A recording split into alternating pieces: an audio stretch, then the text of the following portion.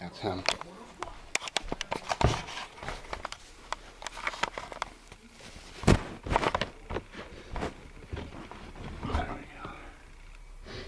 Okay, here we go. Lawyers coming to my house.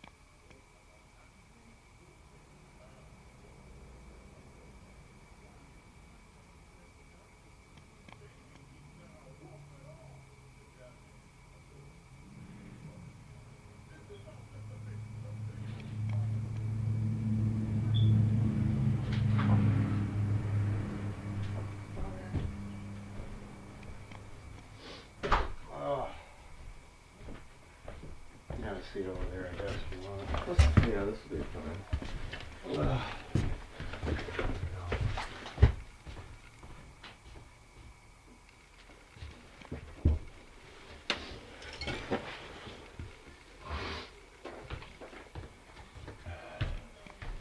Alright, this is the paper we have to go through today. Alright, this is what I told you, which was the way that you get the charges eliminated by being on probation for a little while, essentially.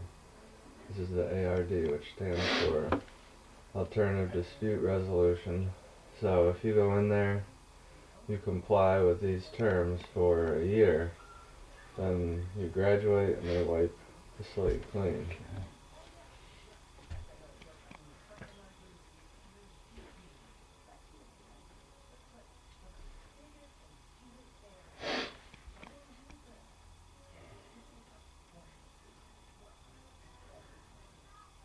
See, this is already starting to come into conflict of interest right here. I can see that already.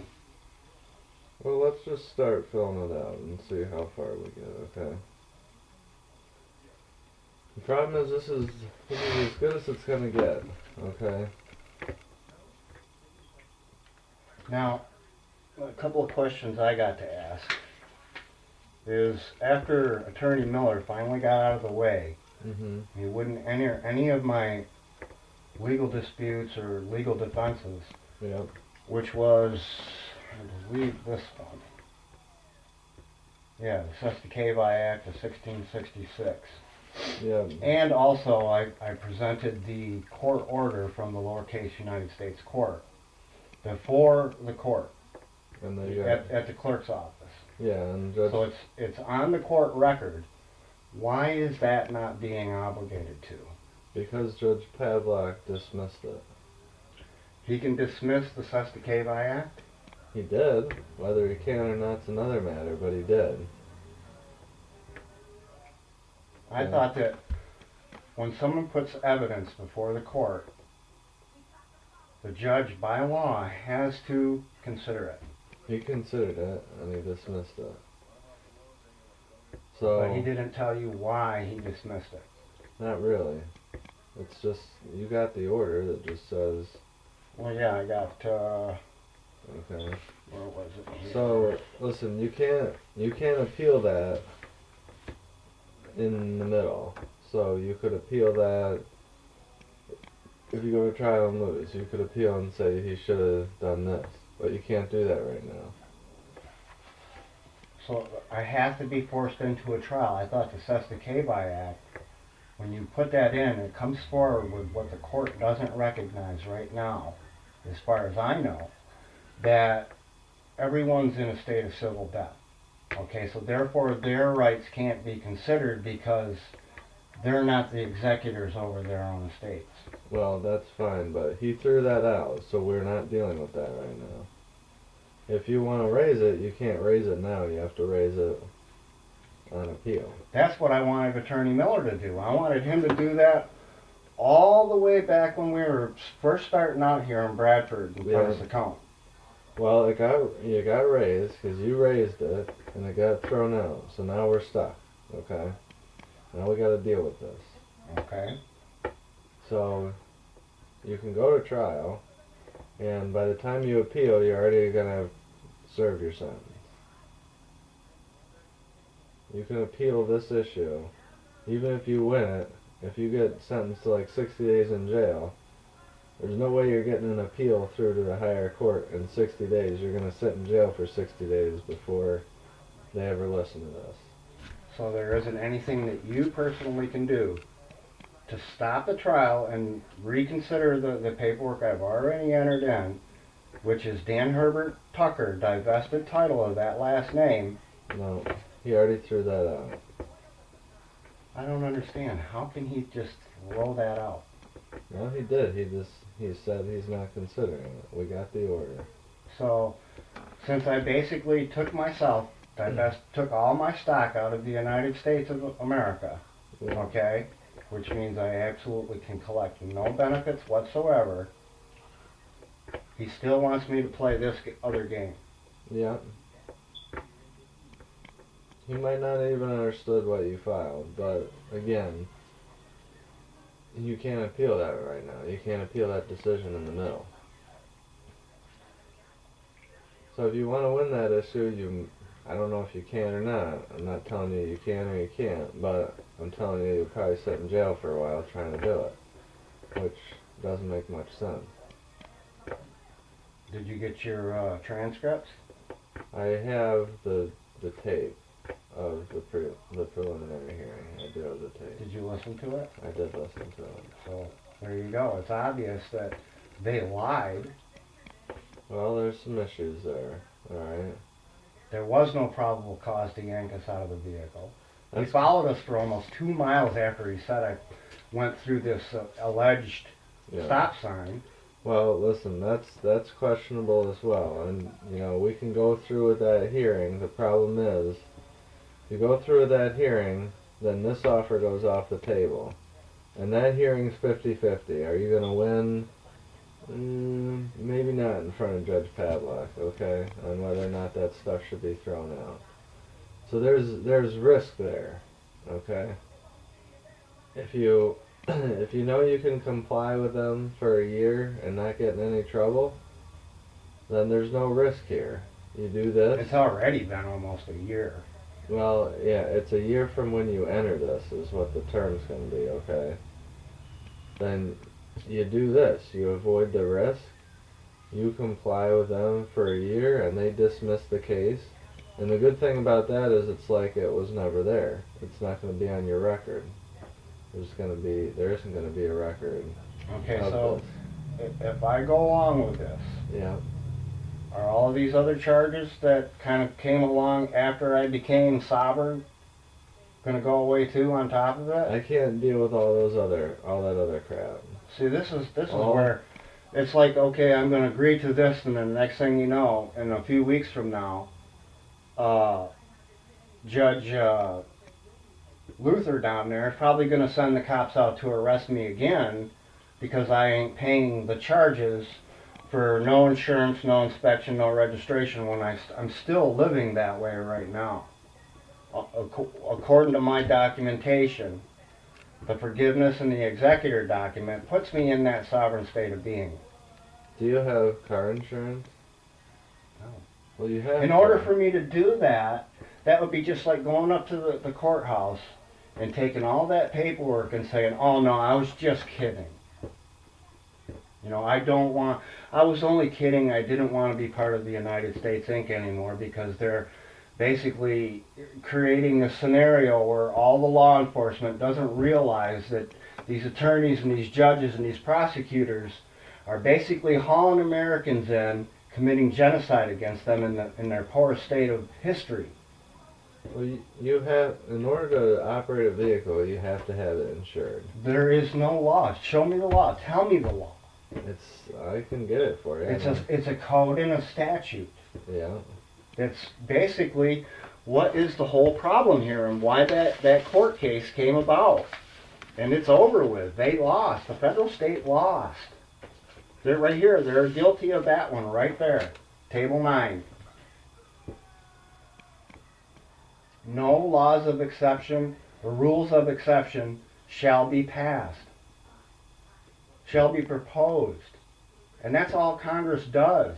Why do you think I went through all this paperwork? Why?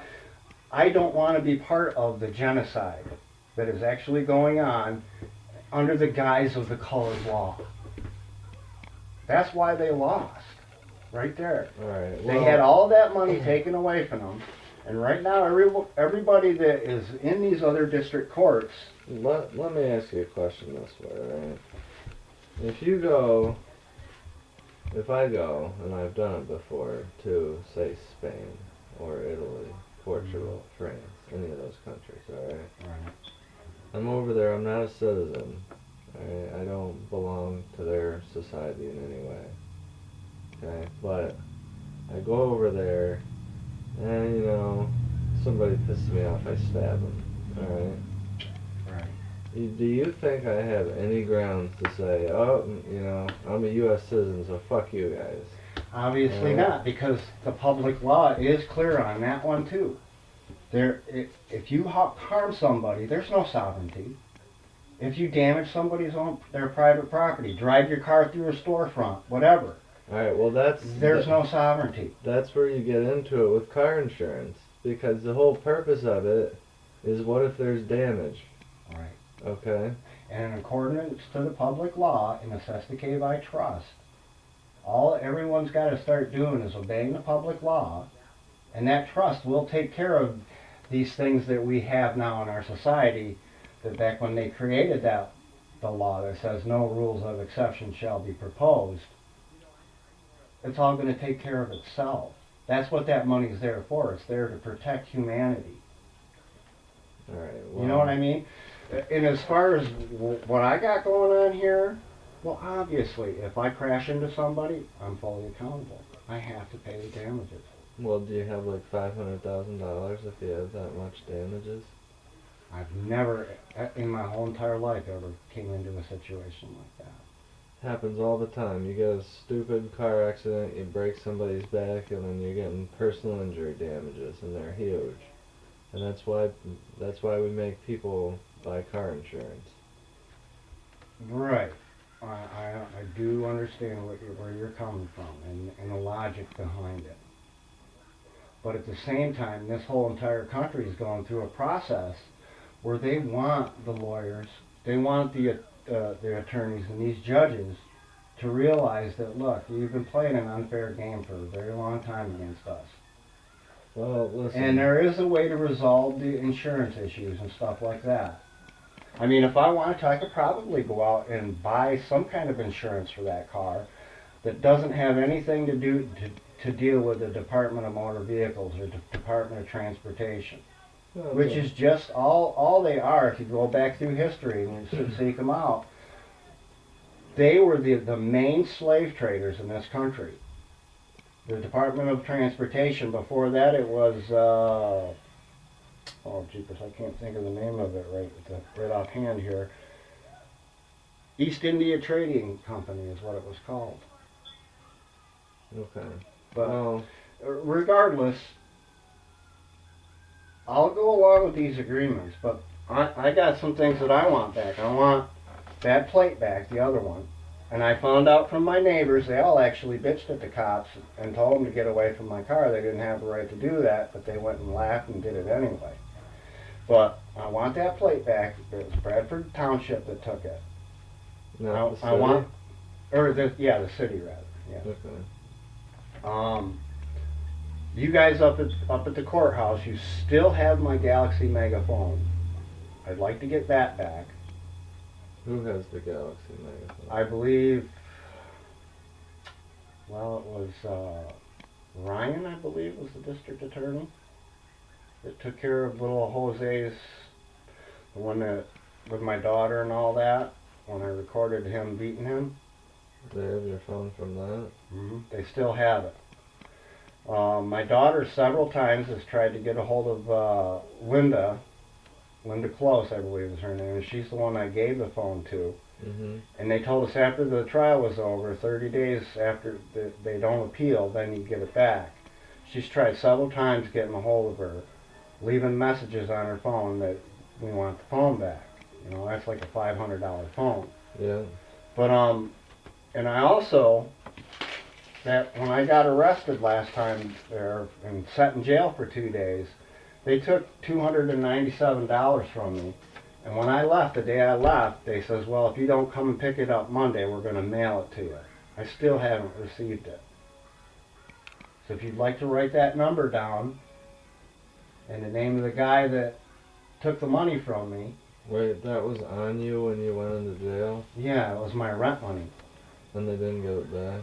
No. They let me go at the end of the... Was it Thursday afternoon? Yeah, late Thursday afternoon on that day. Well, not the 18th, the 20th probably. Yeah, they let me go. They only let me have one phone call, which I didn't get a hold of anybody. I ended up walking all the way from Smithport to Bradford. It was ridiculous. But in any event, they never gave me that money back. You walked from Smithport to Bradford? Alright. Yeah, it took me 4 hours. I bet it did. It's a long walk. Mm-hmm. It's 20 minutes in a car. Yeah. It is. Alright. I can't make any guarantees about any of this stuff, alright? I can try, but... See, the whole thing is if you want me to help you guys, from this point forward, all I'm asking is my sovereignty be respected. I'm not asking for any help. I mean, you don't have to do this. I'm giving you an option. What do you mean you're not asking for any help? I'm here to do what you want. I already told you what I wanted. What's that? I want to finally just be left alone. Well, so does my daughter. Well, I'm telling you what I can realistically get you. I can't give you anything you want, but I can work, you know, with your goals and tell you what's best within this system here. So what you want to do is you want to continue the process. You don't want to pay attention to the Just Cause Life, which basically it's a 400-year-old law, and as far as I know, it's still on the books. And it has to be respected. I'm not paying attention to it. I'm telling you that the judge has chosen not to pay attention to it. None of this is my decisions. Right. I'm trying to help you wade through what's happening around you to get this put behind you in the best way possible. You don't want to spend any more time in jail, do you? Obviously not. Okay, well... Because that's just another part of the game that causes families to break up, people to lose their homes over a petty marijuana charge where there was no injured party except for the state. Crimes against the revenue. And that is why they lost in court. And that's why that court now exists, and it's in everybody's face. And like I said, I don't know if you actually sat down and listened to that show with Tammy and Bo. They're the judge of the court, and the other one is the clerk. I haven't listened to it yet, but I have it in here. Yeah, you should listen. This is real reality that is kind of happening at the same time that the same system that Mr. Pavlock, you, Ryan, what's her name there, the district attorney, you've been playing in this game for a long time. And it's supposed to be a peaceful transition. I understand that there's going to be, when it does happen, you guys ain't going to be able to make as much money as you used to. That is the reason they started making up the rules of exception and practicing law versus applying the public law. You know, practicing law is unlawful on its face, really. If you read down through the public law, the 12 tables, and see where you guys are all in violation and why you lost. It's because all of these families have had all of their businesses, all done by attorneys, up there in Washington, taking all of our jobs away from us, and put us in these positions where we only can get little bits of money that really don't take care of anything. My kids now are even going through it worse. Because I'm 52 years old. When I first started working, back when I was 17, 18 years old, these issues were not here. They were in the background, sure. People wanted to do things with them, but then all of a sudden it's been building up for the last 20 years. Yeah. Who's your daughter? Amanda Marie Diaz Polo. That's what her married maiden name is. She live around here? Yeah. In Bradford? Yeah, she lives here. But she stays with her boyfriend a lot. Okay. And then on the weekends when we Who's bring her- the kids up, Who's her boyfriend right now? his name's Nate. Gustafson, or something like that, Nate Gustafson? I think. I don't know the name. But yeah, she's been kind of hanging with him, but him and her getting little fights now and then. So. Alright, what's she gonna tell me about the whole situation? What's her take on this whole deal? Well, she knows that, you know, the day that I got pulled over, you know, she was there the whole time, and the cops were supposedly scoping out a house that was down that street. And they know that the people that were living at that house were selling pills. Well, Okay. they said that at the prelim. Right. No, the cops didn't say that at the preliminary hearing. He just said that he was driving by, and I pulled out or went through a stop sign, failure to yield. And the day that I pulled out into that street, coming out of that intersection, there was cars going down this side of the street all the way to the stop sign. And the only way you could even get out to look is you had to creep out, and that's when he drove in front of me. I drove out like this, like that, in the direction that I was heading, back towards here, back toward the house. Yeah. And he went all the way up into the Pizza Hut parking lot, or not Pizza Hut, but Domino's or whatever, and turned around and came back and followed us all the way through town before he finally pulled us over. Yeah, I read and I heard the tape, so I know that. We gotta make a decision here, because we gotta get out going. All right, so what is it that you're going to require from me, I'm not requiring anything. or they require? I don't work for them. If you do this, they're gonna essentially have you on probation for a year. Alright, you might have to do a drug and alcohol evaluations and stuff like that. We already talked about that. Okay, and when is this, and how often is this? This is another problem. State the crime which you are charged, person filed with, who filed the complaint. State briefly, if you feel you can give them the benefit of placement in the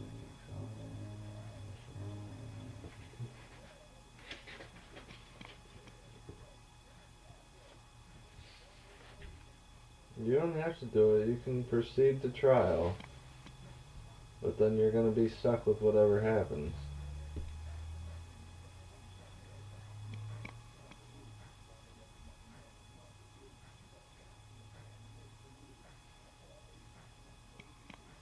See, I driver's license or anything now. I gave that all back when I sent out my, So how are you driving without a driver's license? I have,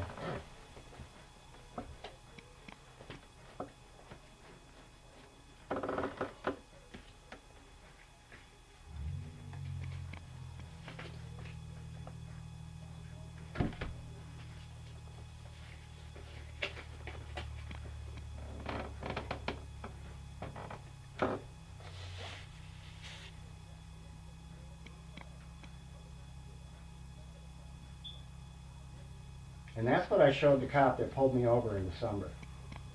He tried to state in front of Judge Luther that I showed him a driver's license. Once I handed him that, then he remembered, no, that's right, you didn't hand me a driver, that's what you handed me. Okay. But you don't have any state-issued ID. None. What happened to it? Got rid of it all. You trashed it. All my credit cards, choop. My any other photo IDs that I had that had my name in that all capital letters name is gone. Alright. You gave me your daughter's phone number before, right? Yeah, it's 0288. Alright. I want to talk to her to see what she knows about the incident. Okay. Alright. Also, you gotta decide if you want to fill this out or not. That's up to you. Okay, now, what do I gotta call somebody up for probation? Is that how it works? Whatever they want. If they want you to call, you gotta call. If they want you to go stop in every once in a while, then that's what you gotta do. Okay. They're gonna basically keep an eye on you for a year. Like I said, I'll agree to the terms, even though lawfully I don't have to. According to the public law, I have not damaged anyone's private property. I divested title, my last name, brought it back into my own house. Well, I'm telling you that's before you're gonna get those claims heard, you're gonna spend time in jail if you don't do this. I don't understand how he can just flagrantly disregard the law and the Sesta Act, which means it basically, I don't know, have you read it? I've tried to read it. It doesn't make any sense to him. Alright? How can it not make sense to someone that by law he's required to understand those meanings and those terms? Have you ever heard of that stuff before you came around? No, but after I learned about it, I never went to law school. But I'm sure he had to go through, what, 8, 9 years? It's nothing you learn about in law school. I'm here to tell you that. Right. So therefore, if it's something that you didn't learn in law school and you have to sit down and understand it, it tells you right there that you've been lost at sea. Okay, as of your 7th birthday, you're considered lost at sea according to your law. And until you come forward and prove just cause life, everything around your life will be administered to your estate, not your living person. So therefore, a charge or a marijuana charge can be dragged out against your estate, but it can't be dragged out against the living man. This sounds like some crazy stuff. But you know how it is in law. Once the quote is there and the law is down, boom. The Sesta Act says, look, we had our 9/11 back in 1666. Boom, Rome burnt down, everyone lost their records in the trust. So until you come forward and prove just cause life, you can't reclaim your kingdom. Alright, well, we're not getting into any of that. I know, I just, the thing of it is you keep saying we're not getting into it, but we're already in it. And I'm already in it up to my neck. Well, that's not going to get you out of it. So, you got two choices here. Alright, one of them is to proceed and try to go to trial. Who knows what's going to happen there. Alright, but it's probably not going to go well. Because you certainly can't testify. No, I can't. That's the whole thing. Even me going into that courtroom puts me in a position of abjuring the realm of the living now. Okay, well, anyways, if you don't testify, it's going to be the police officer's word against nobody's. Right? We know where that's going to go. What about my daughter?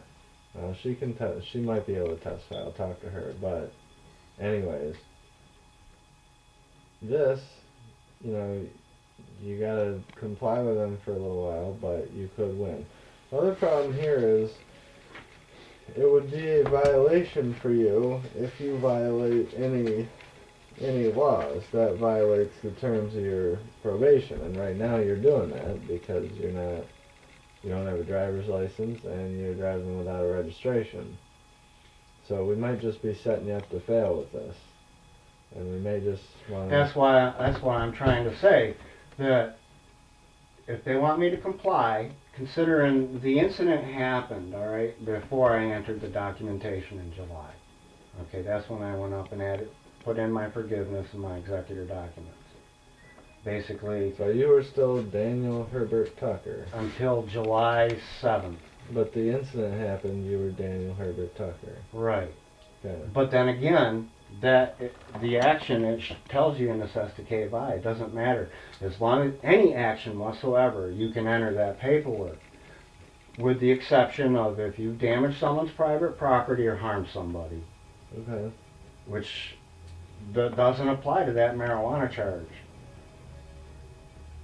You know, if I've taken my whole entire life out of the United States, I can't collect any benefits. Isn't going to court a benefit for the people of the United States? Non-citizens go to court all the time. Right. But then if they're like a citizen from Mexico, depending upon what they get arrested for, what happens to them? They get sent back to their own country. They could. Right. Yeah. Unless they've harmed somebody, and I know that's what I've heard, they'll end up spending time here in the United States. Yeah. I don't know about the drug offenses or stuff like that, but if you want to get a hold of my daughter, I don't know if she's still using that same. It's 366. Working very well, is it? We got more. We got a whole stack in here. 366. 0288. What's her name? Amanda Marie Diaz-Polo.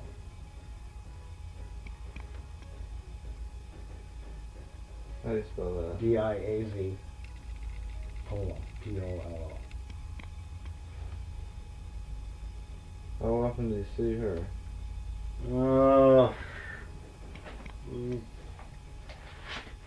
Last weekend, and just the other day I seen her at Tops. Probably this weekend coming up she'll go get her kids again, and she'll be here for the whole weekend. 'Cause her boyfriend sleeps a lot. Okay. Well, I made you a copy of that, so you can think it over. Okay, is there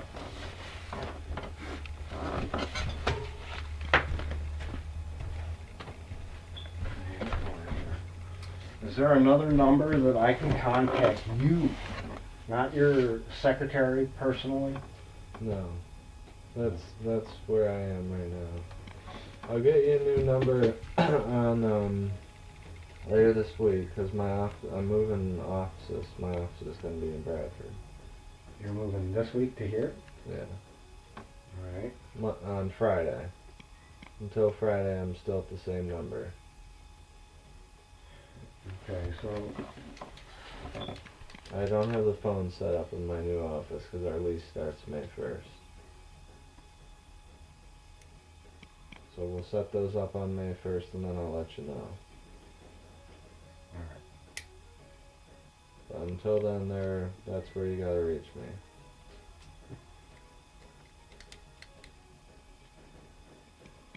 You can think that over. In the meantime, I guess I'm gonna get rolling all the other stuff for trial because if you say no to that, that's where we're going. Well, obviously, if you want me to write full name Dan Herbert Tucker in there, I can't do that anymore. Yeah. You know, it's like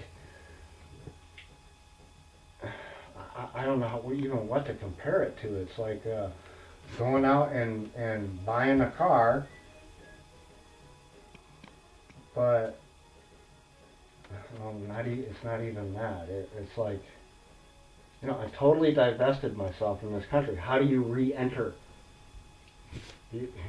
I'd have to write all of these places back again and say, oh, it was a mistake that you guys had a mistaken identity. Yeah. It's not a mistake like, oh, whoops, I made a mistake. No, it's mistake. They took the United States Inc. stole me from my parents just like they stole my parents from their parents. Right. You know what I mean? And put us under these codes and statutes that have absolutely nothing to do with the public law, which I am adhering to. Okay. Well, you gotta get to work, I gotta get to work, so Right. you think about this, and you get back to me, alright? Yeah. Well, now you gonna try to do something about getting those back for me? I can try. I mean, you want me to take this? Well, you could write the numbers down underneath that number there, and you could call the jail and say, hey, look, why wasn't that check mailed back to Dan Herbert? Don't let them, if they send it to me, Dan Herbert Tucker, I can't cash it. Well, it says They Tucker. wrote it on there. I didn't. See, this is the whole thing. They've been trying to force me to be that. Did they send it to you, but not at House of Tucker, and you might have sent it back to No. them? No. I haven't received anything lately Alright. over the last almost 2 months, except for brochures for like current resident and stuff like that. Okay. Well, I can look into that for you, but I can't make no guarantees because I'm trying to work to get the charges resolved. Right, and like I said, this is just going to pile up in a few days from now. He's going to call, probably, I don't know, the state boys again, and they're going to come and arrest me because I didn't go down there and pay the fine for driver's license, which I didn't produce, and the cop knows that. You could look at the charges and actually call that cop, and he'll tell you straight up, no, Dan didn't give me a driver's license. He gave me a travel warrant, which is totally lawful under this system that the United States court has put out for basically the poor people in this country to try to figure out a way to survive through all the happy horseshit that's been going on for the last 300 years, whatever. Okay. But yeah, I would appreciate that. My landlord would definitely appreciate that. I'd like I said, I want that phone back, and I definitely want that plate back, because that plate, like I said, it's all, if you look at the numbers on there, it's all right connected. It's not like I'm trying to drive around and be some kind of rebel. It's all connected right up there on the public record. The numbers on that, the plate that are down there right now, are the same numbers that is on that executor document. Okay. Alright, Dan, I gotta go to work. Alright. So do you. Yeah. But, yeah, I would really, you know, I don't know how to go back to being Dan Herbert Tucker anymore. I really don't.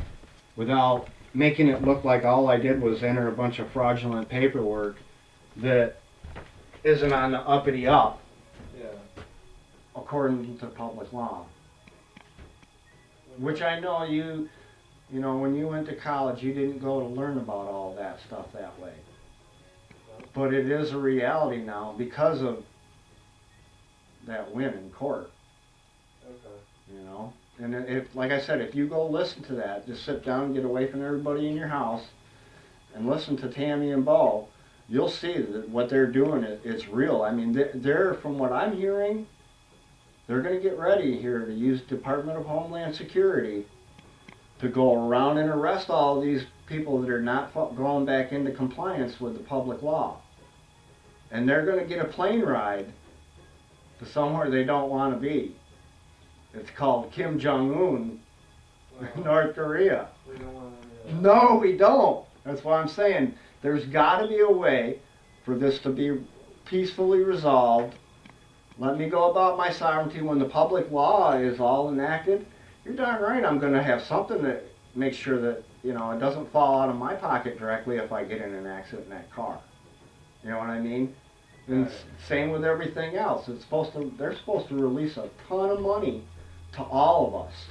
Well, you think over your options there and get back to me, okay? I will. I gotta go to work. All right. Thanks, Dan. Yeah, see ya. See you later.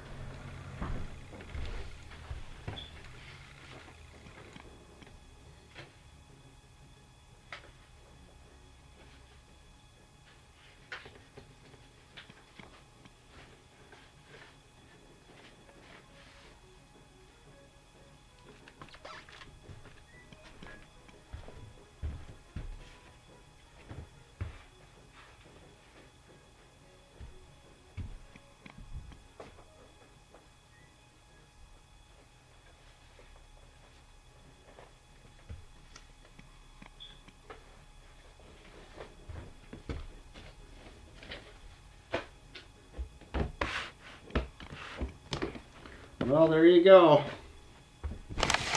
Don't look like they give a crap about any of that paperwork. Well, I guess it's time to get a hold of Homeland Security.